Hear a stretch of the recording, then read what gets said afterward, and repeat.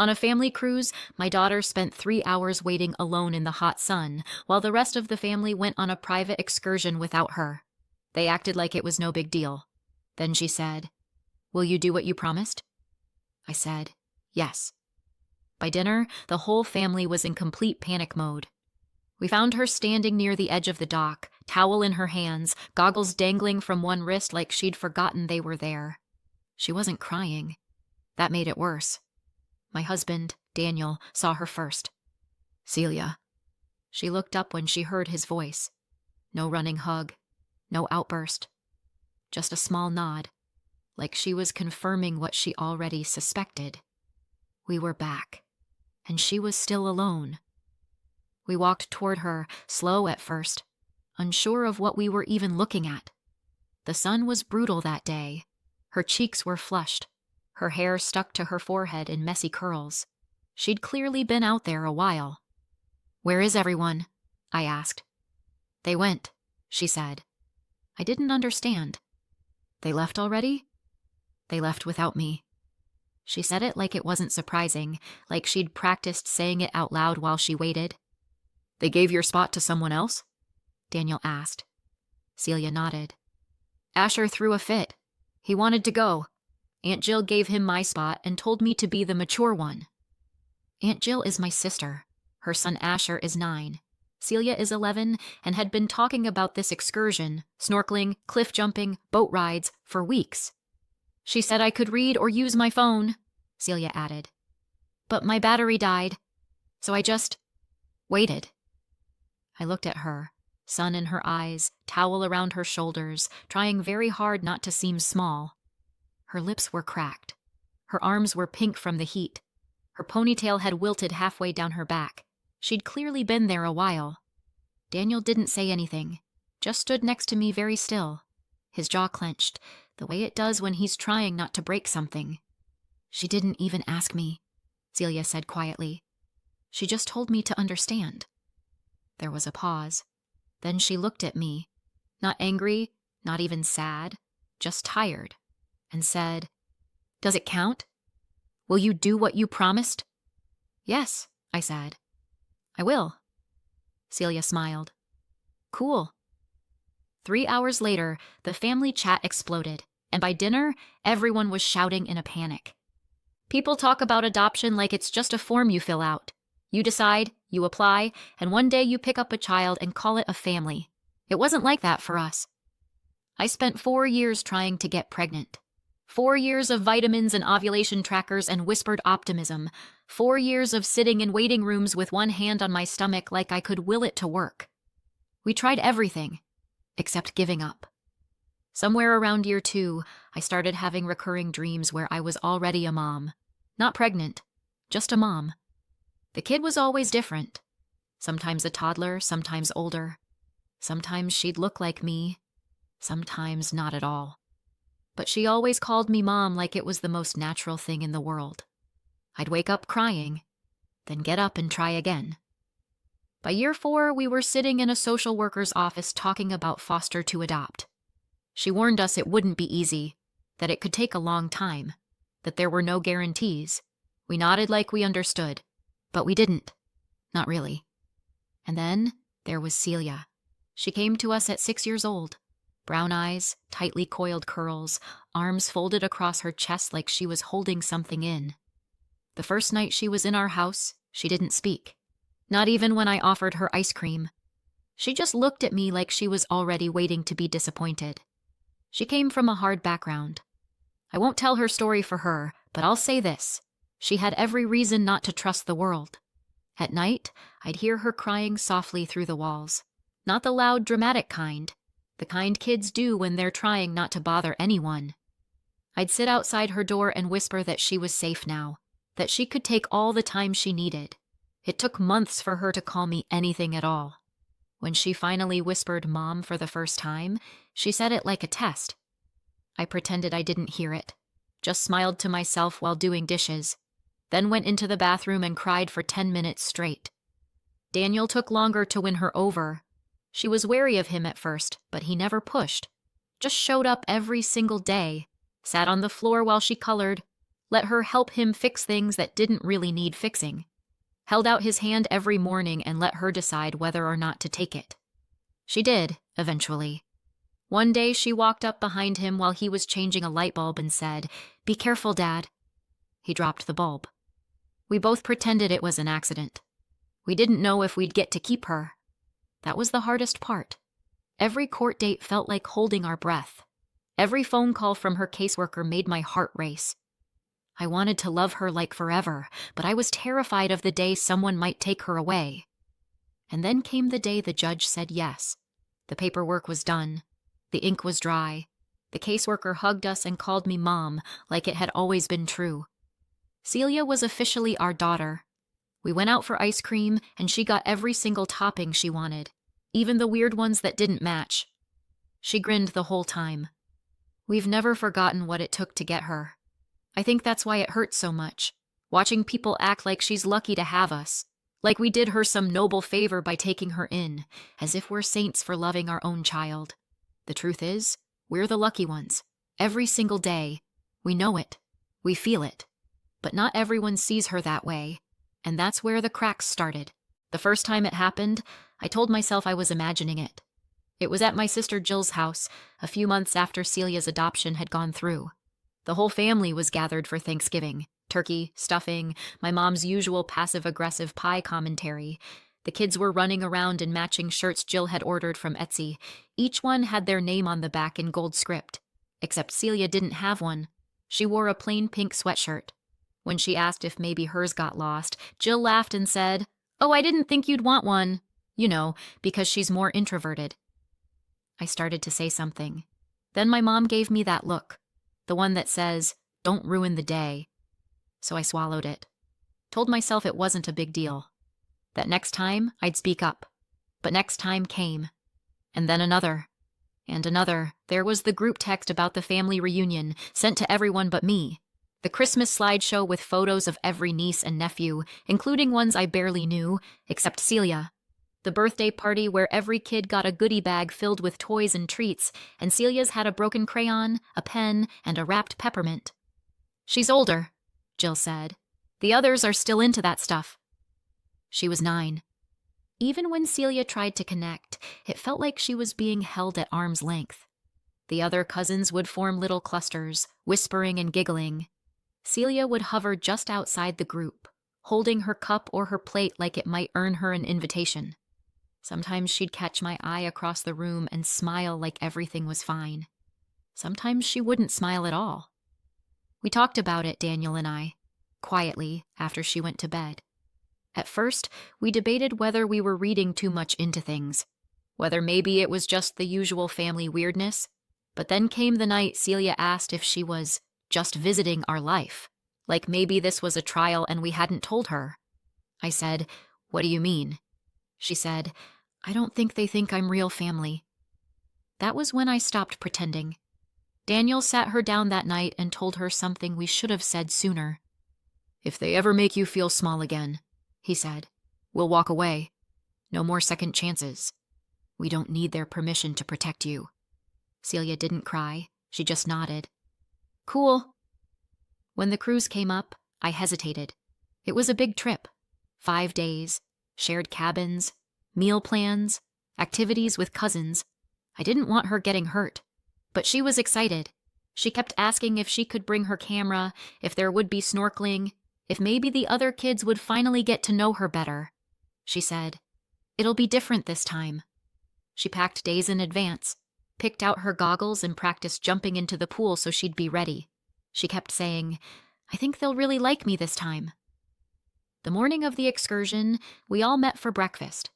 There were 2 excursions that day, one calm and scenic, one more adventurous. Celia picked the adventurous one. So did the other kids. So did Jill and a few adults. Daniel and I went with the calmer group. We kissed Celia goodbye, reminded her to wear sunscreen, told her to have fun. She waved and said, "I will." She was so proud to be going without us, so proud to be one of them. And then they left her, told her there wasn't room, that Asher wanted to go and he was younger so she should understand. They left her by the dock with her towel and her goggles and a dying phone. She waited 3 hours, and when we found her, she didn't cry, she didn't complain. She just looked at me and asked if it counted. It did. Everything she'd put up with. Everything we'd brushed off. Everything we thought she was strong enough to shrug away, it all came to a point right there on that dock. And when she asked, "Will you do what you promised?" I said, yes. No hesitation. No looking around for a softer option. No more being the bigger person. 3 hours later, the group chat exploded, and by dinner, the family was in panic mode. We didn't go back to the ship. We walked Celia to the hotel just past the boardwalk, booked a room, and didn't say a word in the elevator. She peeled off her towel like it was heavy. Her arms were red from the sun. I helped her rinse off in the shower and handed her one of Daniel's oversized t-shirts to wear. Daniel ordered 3 milkshakes and 2 baskets of fries from room service.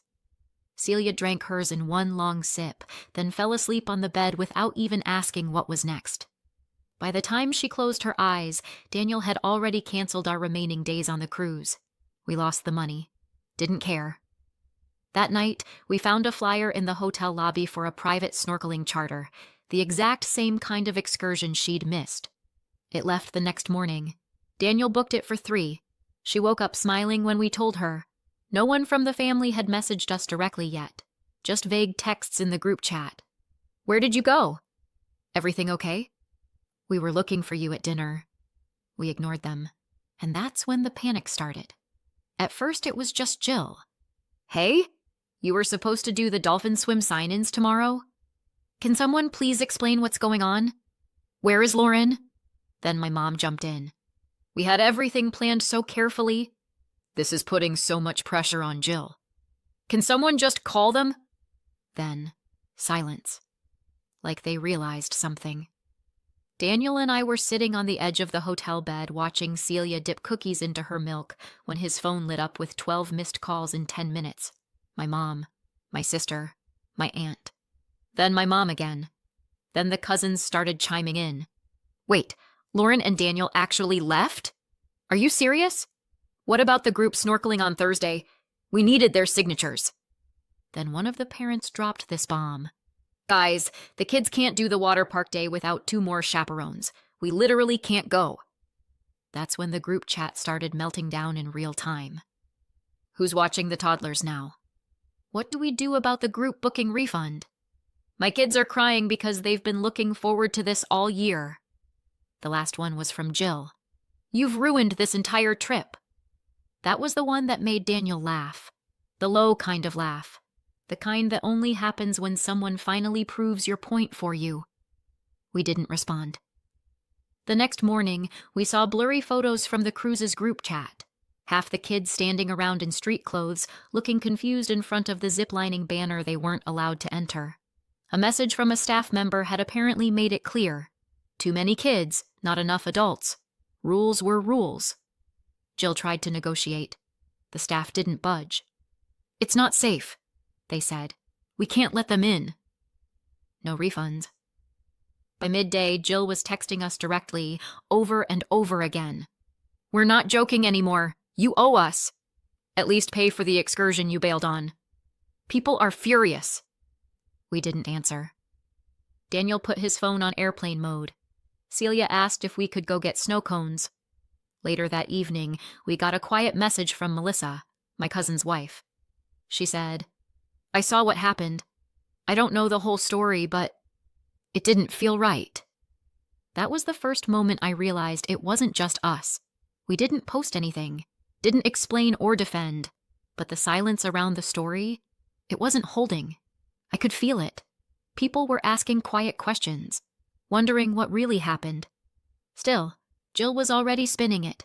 She had a head start, and she knew it. By the time the cruise ended, we could feel the tension building, but we didn't know yet how far she'd go. 3 days after the cruise ended, Jill sent us a long email with the subject line, "What you did to this family." It read like a breakup letter, and a billing statement had a nervous breakdown. She said we'd ruined the vacation for everyone, that our stunt caused excursions to be canceled, that we were financially responsible for the disruption and should do the right thing by reimbursing the group. She even included a spreadsheet. There were line items for dolphin swims, the canceled group dinner, a full-day adventure park package she claimed only existed because we agreed to all pitch in. There was a section called emotional toll, and I wish I were kidding. Our parents backed her up. My mom texted me late that night. "This is getting out of hand. Just pay your part and let it go."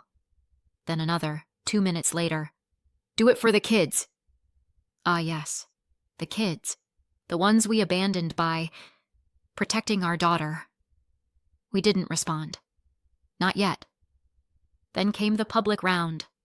Jill started messaging our extended family, not just people from the cruise, everyone. She posted in the big family group chat about how devastated she was, said she was blindsided by our behavior, claimed we walked off the cruise because of a minor seating error, and refused to communicate like adults. She said we embarrassed her in front of her kids. She ended it with, "Some people would rather destroy their family than admit they overreacted." I didn't say a word. Neither did Daniel. For a full day, it felt like maybe we'd miscalculated. No one was rushing to defend us. Some relatives left the chat quietly. Others posted vague messages like, "Family is complicated," or "Let's not fight." Celia noticed the silence too. She didn't say anything, but I caught her checking my phone once or twice, like she was watching the world tilt in slow motion. Then Daniel replied. Not in the group chat, just one message. One reply to Jill, copied to everyone she had looped in. It said, "We paid for every activity we used, and many we didn't, including the one you denied to our daughter after she planned for it for weeks. We left because you made it clear again that she didn't matter to you. If this ruined your trip, that's not our fault. It's the cost of your choices." No emojis, no sign-off, just that. We thought that would be the end of it. Instead, it was the beginning. A few hours later, I got a message from Melissa, my cousin's wife. She'd been quiet until now. She said, "I wanted to tell you privately. I saw what happened that morning. Celia standing by herself. Asher running ahead yelling about how he took her place. I felt sick. I'm sorry I didn't say something then." Then another message came in, from Rachel, one of the other parents. "My daughter asked me why Celia wasn't allowed to come. She said Jill told them Celia wasn't really a cousin. I'm so sorry. I didn't know it had been like this for so long." It snowballed from there. People started speaking up, quietly at first, then louder. Someone shared that they'd heard Jill joke at dinner once that Celia was Daniel's bonus child. Someone else said they noticed how Celia was always left out of group photos, how she never had a name card, how her gifts were always generic, last-minute things you grab at the airport. And then Nora, Jill's niece, spoke up. She posted in the group chat for everyone to see. "We all know this wasn't a one-time thing. You've been treating Celia like she's not one of us since day one. I'm not pretending anymore." That cracked it open. By the end of the week, the family was split clean down the middle. Some stayed with Jill and my parents, claimed it was all being blown out of proportion, that we were too sensitive, that kids don't notice that stuff. Others, people I hadn't heard from in months, sent messages saying they were proud of us, that they wished they'd stood up earlier, that they were glad someone finally had. And Celia?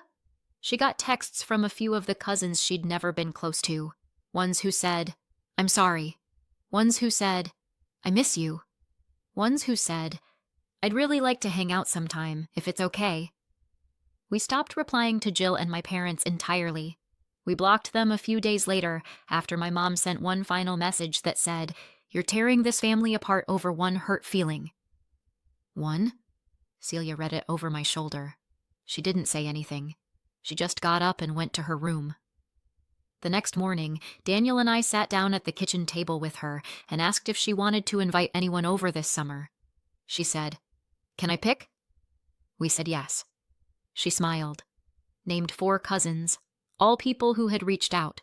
We made a group chat, started planning a weekend trip. Small. Just us. And it felt good. Quiet. Clean. Like starting over. We didn't get justice, but we got clarity. We didn't get revenge, but we got peace. And Celia? She stopped hovering around the edges of rooms. She stopped checking her phone for approval that wasn't coming. She stopped asking if people forgot her name. She walks different now, straighter, calmer, like she knows she belongs, because we made a world where that's true. Not by force, but by finally saying, this is enough, and meaning it. It's been 5 years. Celia just turned 16 last week. She spent the day at the beach with 3 of her cousins.